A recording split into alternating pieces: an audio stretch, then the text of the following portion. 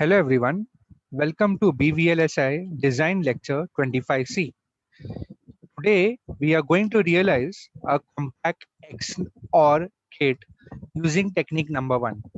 It's a compact realization of two input XOR gate. So let us begin. This is my circuit. So more or less your first stage looks like an inverter wherein we have applied VDD to the source terminal of my PMOS MP1, whereas NMOS MN1, which is connected to the pull down network, the source terminal is connected to the ground. So the input we apply A, so the output will be A bar of this inverter. Now what we do is parallelly we make another same combination of NMOS and PMOS, but in this case it is working as an inverter in some cases, well in other cases it is not. So I'll explain you while we proceed, but the technique is like this, that A from here is going to the source terminal of MP2 and A bar is going to the source terminal of this NMOS transistor MN2. Okay, the input to this second combination, or we can call it as a inverter combination, is B. Okay, so output is given by A XOR B, where the truth table is very clear. Whenever the inputs are same, the output is 0, and whenever the inputs are changing or different, the output is 1. In terms of logic level, we will soon discuss that. Okay, and the total transistor count for this is 4. Only 4 transistors are required to implement this compact XOR gate implementation. And your VDD, we are assuming it to be around 5 volts. So let us begin. Again, I repeat, the input from the first inverter is given to the source terminal A. I mean named as input as named as A, to the source terminal of PMOS transistor second, that is MP2, and the output of the first inverter A bar is given to the source terminal of MN2. That's the only change. Fine. So let us begin with the operation. So let us check one condition, case number 1, wherein A and B both are 0, 0. So whenever A is 0, the output of the first inverter is 1, logic 1, that is 5 volt we have considered. If A is 0, the output of the first inverter will give you logic 1. Why? Because the output will be pulled up towards VDD, because if A is logic 0, your PN1, that is NMOS transistor MP1, is off and MP1 is on. So since MP1 is on, it will pull the output voltage towards VDD. That's why the output of the first inverter, CMOS inverter, is 5 volts, or okay, and that is given by denoted by A bar. Now this A bar is given to the MN2 source terminal. Okay, similarly the A input, that is logic 0, is passed over here. So this is 0 volt over here, which is the source terminal of your PMOS transistor, and this is 5 volt. Well, this is not a CMOS inverter combination for the second case. So MP2 and MN1 are not together forming a CMOS inverter, because for a CMOS inverter, this should be wherever it is written A, this should be VDD, and this should be ground, which is not the case. So this is not a CMOS inverter, the second combination of MN2 and MP2. In fact, when we give B as 0, MN2 will be off and MP2 will be on. And whenever MP2 is on, basically what are we doing? It is acting as a P pass transistor, and we are trying to pass a logic 0. Input is to the gate terminal is logic 0, so that means MP2 is on, but we are trying to pass a logic 0, and we know that whenever we pass a logic 0 through a PMOS transistor, it produces a weak 1, a weak 0. Okay, hence at the output we get a weak 0, that is in the form of mod of VTP. Now this is very clear from the PMOS transistor. So it passes a logic 1 strongly, and it passes a logic 0 in a weak manner, that means your V out is not 0, it is mod of VTP. That is the classic case, a limitation of your PMOS pass transistor logic. So in this case, in case number 1, your second combination of MP2 and MN2 are acting as pass transistors. So the conclusion is, with A and B as logic 0 and logic 0, that is 0 and 0, output is also a logic 0 but a weak 0.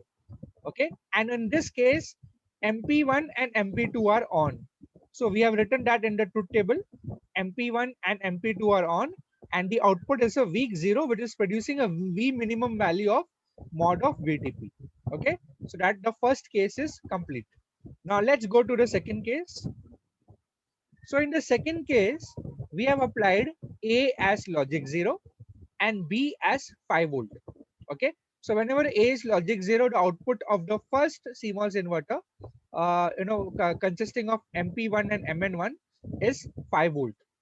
Okay, so in this case, if it is A is logic 0, MN1 will be off and MP1 is on. So it will pull the output voltage towards VDD. That's why A bar is 5 volt. Fine. And since it is not a second combination of MP2 and MN2 is not a CMOS inverter, because here at the top we should have VDD and at the bottom we should have ground, which is exactly reverse over here. So MN2 and MP2 forms a pass transistor logic over here. So over here B is given as logic 1, that is 5 volt. So in this case MP2 will be off and MN2 will be on. So whenever MN2 is on, it is acting as a pass transistor, and we are giving a 5 volt at the gate terminal. That means MN2 is on, and we are pushing a 5 volt, and we are expecting at the output also 5, but we don't get 5. We get a weak logic 1, which is VDD minus VTM. So for a N pass transistor logic, whenever we pass a logic 0, it passes it strongly, and whenever we try to pass a logic 1 through it, it passes a weak logic 1 in the form of VDD minus VTN. So there is a one threshold voltage loss. So that's exactly what we are saying over here. We get a weak logic 1 in this case, case number 2, when A is 0 and B is 1. Okay, so we do get a logic 1, but that is a weak logic 1. So in this case, MP1 and MN2 are on.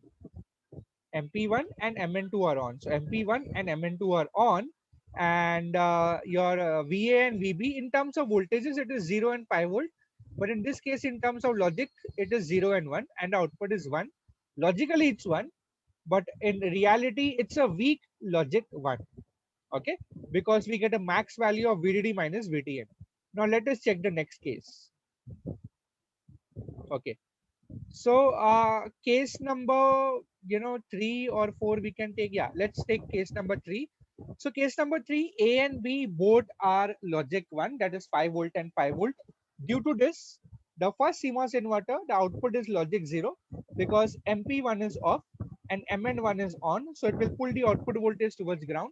That's why A bar is 0 over here, and A, which is applied at the top of MP2, is 5 volt. Now the combination of MP2 and MN2 is acting as a CMOS inverter. Now they act as a CMOS inverter together, and since B is applied as 5 volt, your MP2 will be on and MN2 will be MP2 will be off and MN2 will be on, and it will pass a strong logic 0, because since MN2 is on, it will pull the output voltage towards ground. Okay, so that is what is actually happening. So if B is 5 volt and A is 5 volt, the output is a strong 0. So you get a 0 volt at the output. In this case, MN1 and MN2 are on. Let us check that condition in the truth table. So for B and A as 1 1, we get a 0, a strong 0. So in this case, MN1 and MN2 are really on for both VA and VBS 5 volt 5 volt, and we get a strong logic 0 volt. Okay, so in this case we get a strong logic 0. Let us check the last case. In the last case, A is logic 1, that is 5 volt, B is 0. Okay, B is logic 0. So what happens is, when A is 5 volt, this 5 volt is fed to the top of MP2, and since the first MP1 and MN1 forms a CMOS inverter, the output is logic 0, which is fed to the bottom of MN2. 2. So your second inverter, your second combination that is formed by MP2 and MN2 is also a CMOS inverter. Okay, so for the first CMOS inverter, MN1 is on since we have applied logic 1, that is 5 volt, and MP1 is off. So it will pull the output voltage towards the ground. That's why A bar is 0. Similarly, if we apply a logic 0 to B, so MP2 will be on and it will pull the output voltage towards your 5 volts. Hence, we get a strong 0. Basically, the combination of MP2 and MN2 is forming a CMOS inverter. And since we are applying a logic 0, we get a strong logic 1 at the output. Okay. In this case, MN1 and MP2 are on. So in this case, when VA and VB are 5 and 0, MN1 and MP2 are on, and we get a strong logic 1. Okay. So hence we have checked the functionality of all the cases. Now let's build the circuit in LTSpice and check its functionality in more details. So I'll minimize this window and yeah. So let me open the LTSpice window also. So this is the LTSpice window. I made the circuit for ready reference. So this is your compact XOR design. As you can see very clearly, A is being applied as one of the inputs, and this A is also applied to the top of your MP2, and A bar is applied, the output of the first inverter is applied as the bottom of your MN2 transistor, as you can see over here clearly. So indeed, and B is applied as the input to the second inverter, possible inverter combination, because the combination of MP2 and MN1 may conditionally work as an inverter. It is not always working as a CMOS inverter. In some cases, it works as a pass transistor logic. Okay, so let us start working. So the total transistor count over here is 4. Now let me go over here and let me simulate it. So we have given the A and B inputs, and we have defined a dot model statement, and we have given this. We have made both NMOS and PMOS as a symmetric. So W and L, so KP is around 200, and here the W is twice. So here KP is around 100, and VTO and VTO-N and VTO-P are equal in magnitude, opposite in sign. Okay, so let us simulate this compact XOR gate. So the new screen I have opened up. I have given the dot tran as around 25 milliseconds. Okay, so you can set the settings. The settings are given over here for A. So 0 to 5, 5 milliseconds is the delay, 10 and 10 picoseconds is the rise time, fall time. On time is 5 milli and the period is 10 milli. Cycles is 10. For B, the conditions are 0 to 5. Delay time is 1.2 millisecond. Rise time and fall time is same 10 picosecond. On time is 5 millisecond. Period is 8 milli seconds, and cycles are 10. Okay, so these are the combinations of A and B which we have given, and VDD is of course 5 volts. There is no denying that. Also remember that for the PMOS, the substrate terminal will always go to the VDD, and for the NMOS, the substrate terminal will always go to the ground. So be careful and vigilant to connect the VDD and ground carefully. Okay, now let us see the this thing. So let me divide this into 3 plots. So first we will plot A, that is VA over here. Next we will plot the combination of VB, and lastly we'll plot V out. Okay, there is no another plane needed. Next will be V out, and we'll click on OK. Now let us check the condition one by one. Let me open the annotation, and let me also use this text. For the first case, the input is 0, A is 0, and your B is also 0. So what is the output? The output is a weak 0. So I'm writing the output is a logic 0 but a weak one. Okay, so I am writing W, a weak 0. Okay, so here why I've said weak 0. So if I, okay, let me close this. If I take the cursor over here and mark this value, I'm getting around 600 millivolt VTP. So you remember in this network, we have seen carefully that whenever A and B are 0, 0 volts, the output is a weak 0. And what is weak 0? Weak 0 is nothing but VTP. And what is the value of VTP given over here? VTP is 0.6 minus 0.6. So your output will be logic 0 level will be 600 millivolt. Here it is clearly given 600 millivolt. Let me just take this again. Let me clear out the annotations. Okay. Okay, I need to clear all the drawings and close this annotations. Okay, fine. So the first case is very, very clear. So we have input as 0 and 0, and the output is a weak 0, as you can see extremely clearly. Okay, you can check it very, very clearly. In the second case, we have A as 0 volt, B as 5 volt.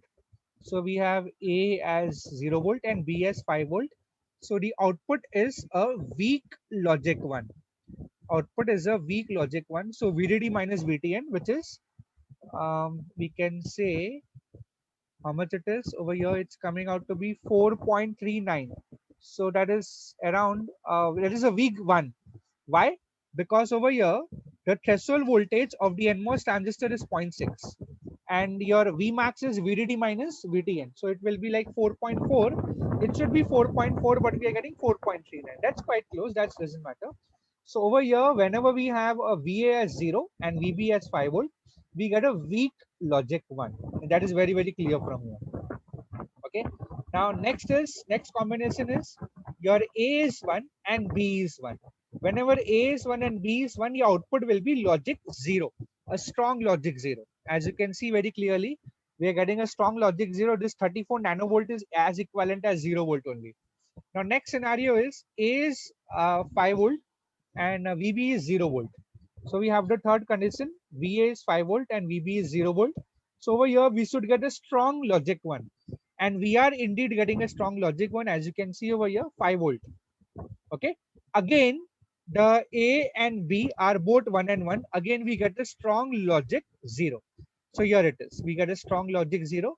And in the next case, we are getting back to 0 and 1. That means VA is 0 volt and VB is 5 volt. So we are getting a weak logic 1, as we can see over here very clearly. And for the next case, we have 0 and 0.